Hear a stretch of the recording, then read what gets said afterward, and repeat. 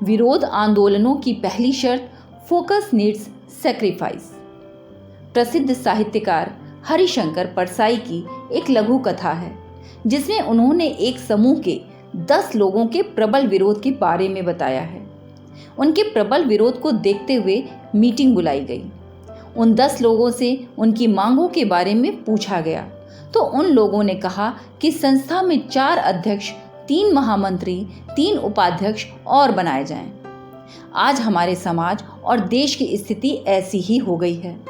हम गलत नीतियों और कदमों का विरोध तभी करते हैं जब हमें कुछ पाना रहता है। इसी कारण जनता के बीच ऐसे विरोध के प्रति समर्थन घटता जा रहा है। स्वतंत्रता संग्राम में तमाम नेताओं जैसे गांधी, अंबेडकर, नेहरू, पटेल, राजेंद्र प्रसाद आदि ने भारी कमाई और निजी स्वार्थों को लात मारकर आज़ादी के आंदोलन में अपने को झोंक दिया था। अपनी और अपने परिवार की भी चिंता नहीं की थी। इसी कारण जनता उनके त्याग और बलिदान की मुरीद हो गई। लोकनायक जयप्रकाश ने जब देश में आपात स्थिति थोपकर दमन करने वाली इंदिरा सरकार का विरोध किया तब इसी कारण उन्हें जनता का व्यापक समर्थन मिला, क्योंकि उनका कुछ भी व्यक्तिगत स्वार्थ नहीं था।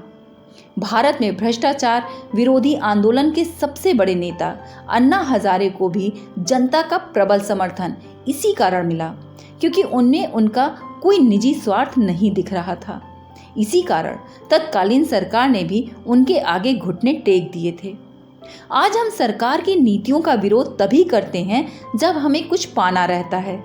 जब विरोध के पीछे तुरंत फुरत स्वार्थ सिद्धि की कलुषित मानसिकता हो तब तक जनता का प्रबल समर्थन प्राप्त हो पाना बहुत कठिन है। जनता भी सयानी हो गई है। अब वो सरकार और विरोधी दलों का लगातार एक्सरे करती रहती है। राजनीतिक ही नहीं, सामाजिक संस्थाओं और गलत कदमों का विरोध सामान्यतया तब तक नहीं किया जाता जब तक कि कोई प्रबल स्वार्थ निहित ना हो।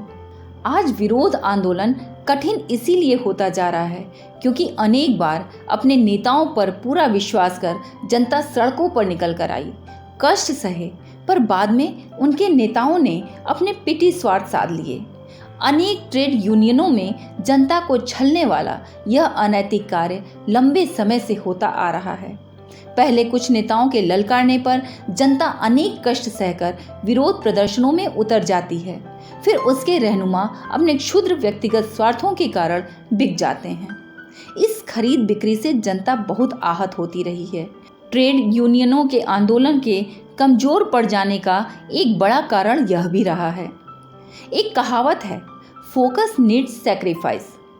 आप जनता के सही मायने में नेता तभी बन पाएंगे जब अपने तत्काल स्वार्थ को तज कर कंधे से कंधा मिलाकर उसके आड़े वक्त पर खड़े होंगे। हमारा इतिहास इस बात का गवाह रहा है कि कोई भी विरोध आंदोलन तभी चलेगा जब वह क्षुद्र व्यक्तिगत स्वार्थ सिद्धि से दूर होगा। नेशन बिल्डिंग प्रोडक्ट्स चैनल को यदि आप राष्ट्र निर्माण हेतु उपयुक्त पाएं तो लाइक और सब्सक्राइब करें।